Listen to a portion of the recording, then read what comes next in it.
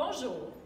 À la maison, on n'a pas toujours le matériel nécessaire pour entraîner comme on le voudrait certaines choses, comme par exemple la force musculaire.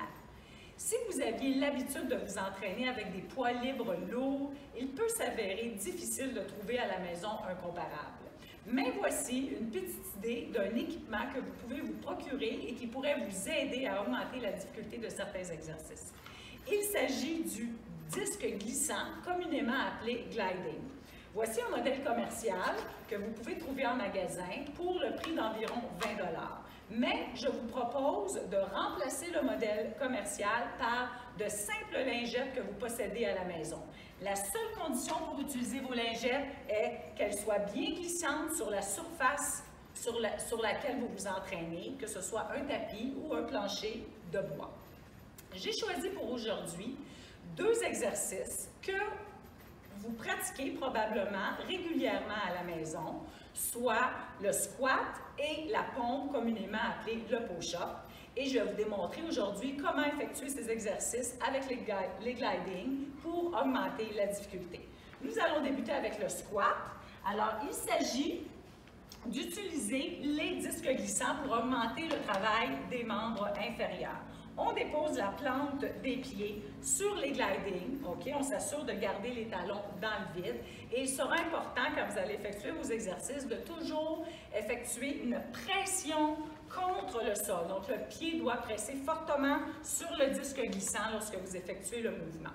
Lors du squat, on peut utiliser le disque pour augmenter le travail des muscles adducteurs, soit l'intérieur de la cuisse, en éloignant le disque et en pressant fortement pour ramener le pied en position de départ. Et ensuite, je me redresse, je vais l'effectuer une seconde fois. Flexion, on ramène en pressant fortement et on se redresse. On peut également faire le même mouvement vers l'arrière pour augmenter plutôt le travail au niveau des quadriceps et ischio-jambiers. Donc, après ma flexion, j'éloigne le pied vers l'arrière, je ramène en pressant fortement et je me redresse.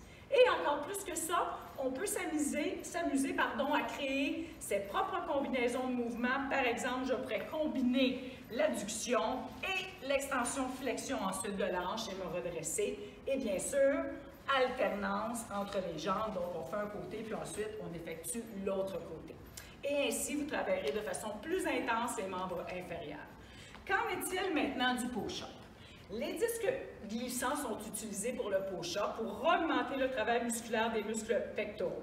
Pour ce faire, on dépose les disques au sol, on place les mains sur les disques, on se place en position push-up. Lors de la descente, lors de la flexion des coudes, on éloigne les gliding, on descend et lors de la remontée, je devrais presser fortement pour ramener mes mains en position de départ et immédiatement, on ressent le travail au niveau des pectoraux.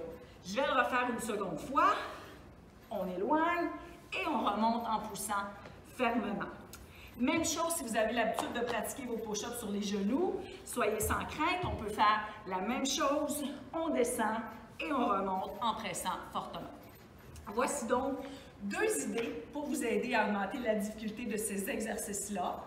Mais il faut comprendre que le gliding peut être utilisé pour plusieurs autres exercices comme la fente, comme le pont. Donc, il faut vraiment tenter d'expérimenter ou de nous consulter si vous désirez avoir de plus amples informations. Mais n'oubliez pas avec le gliding de toujours effectuer les mouvements lentement, avec contrôle, en respectant la technique.